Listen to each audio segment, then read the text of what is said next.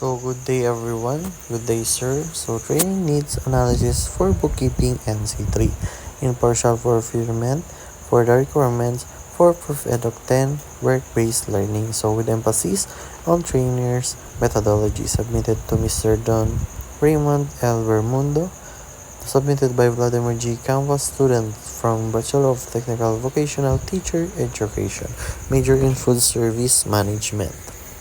So let's now proceed to the training needs analysis forms or TNA. So data gathering instrument for trainees training requirements. So we have the basic information, characteristics of learning, ethnicity, our highest educational attainment, characteristic of learners, and the characteristic of learners. So in this form, we have self-assessment check, including the basic competencies, common competencies, core competencies of the bookkeeping and C3. So let's now proceed to the TNA portfolio results. So introductions, the finding of the training needs analysis or TNA and the data gathering survey for the trainees pursuing the bookkeeping and C3. So certification are displayed in this portfolio. So important details about the students, including their age, sex, education, culture, learning, preferences, and academic background. So were gathered through the survey. So their prior training experience and any other needs that could have an impact on their learning.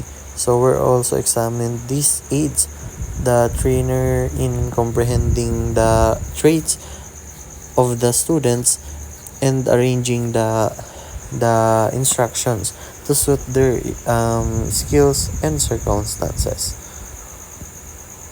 So in part 2, so this is the respondents profile.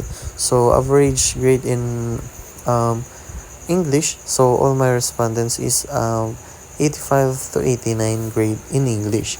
So in average grade in math, so we have 10%, so 85 to 90, and 90% 80 to 85.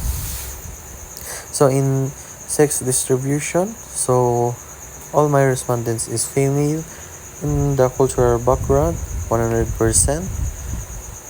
and the educational attainment is all in college degree, and learning styles distribution and other needs. Part 3 in survey results tabulated. So in basic competencies, so we have 50 no and 90 yes. Common competencies, 54 no and 76 yes. In core competencies, we have 39 no and 70 yes. So this is the tabulated TNA results.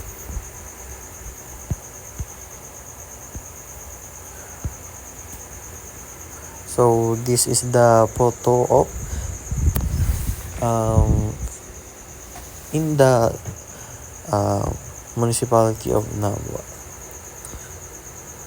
So let's come now proceed to the TNA 1.2 and 1.3. So identifying training gaps. So qualification is bookkeeping and C3. So this summary of content, summary of current competencies versus required competencies. So first column, we have required units of competency learning outcomes based on CBC. Second column is current competencies, and the last column is training gaps requirement. So this is the activity 1.2.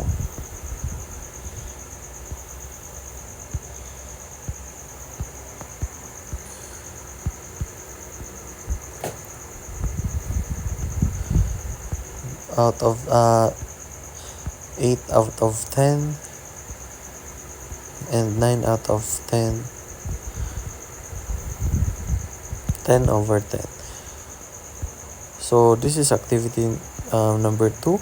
So first column we have training needs or learning outcomes, and second column is module title or module of instructions. So this is the activity 1.2, based in TNA. So let's now proceed to the trainees progress sheet. So the trainees progress sheet. So trainee number 2, qualification bookkeeping NC3, trainer Vladimir G. Campo, nominal duration is 25 hours. So first column we have units of competency, second of training activity, third training duration, fourth date started, fifth date finished, sixth rating, second to the last is trainees initials, and lastly the supervisor initial. So this trainees progress sheet is included also into TNA. So let's now proceed to the trainees record book. So activity 2. So trainees book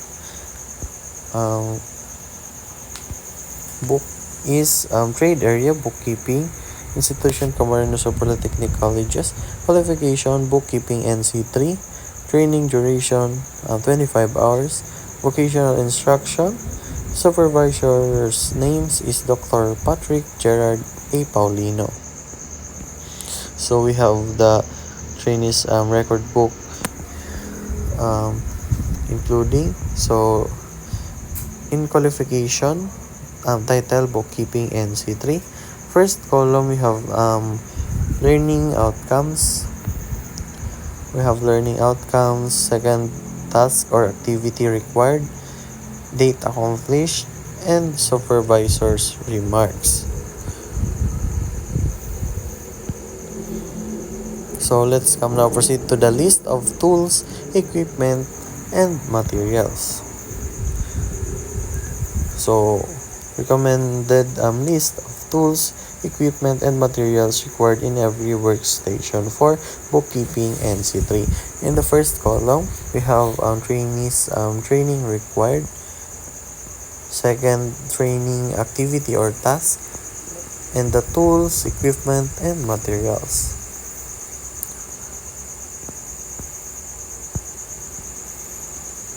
So let's now proceed to the supervised industry training or on-the-job training. So training evaluation form. So this evaluation, we are evaluating, or we have answered the survey because we completed the on the job training. So we answered the questions from institutional evaluation and industry partner. So let's now proceed to the interpretation and analysis of program evaluation or SIP. So name Vladimir G. Campo, year in section BTVTN FSM 3A. So this is the tabulated results from my classmate. So in this institutional evaluation, so we have gathered 4 students including me in the total of 5. So this first my name, second Lawrence, third Vanessa, fourth Kayla, fifth Jomar. Same with us in industry partner. So summary of result, we in the first column parameter, second total weighted mean, and lastly verbal interpretation. So the total or the verbal interpretation is very good or very satisfactory, and the second is outstanding. So this is the appendices in all the activities. So that's all. So thank you for your listening. Hope you like it, my activity and my video presentation in our Prof. Edoc 10. So thank you and have a safe night.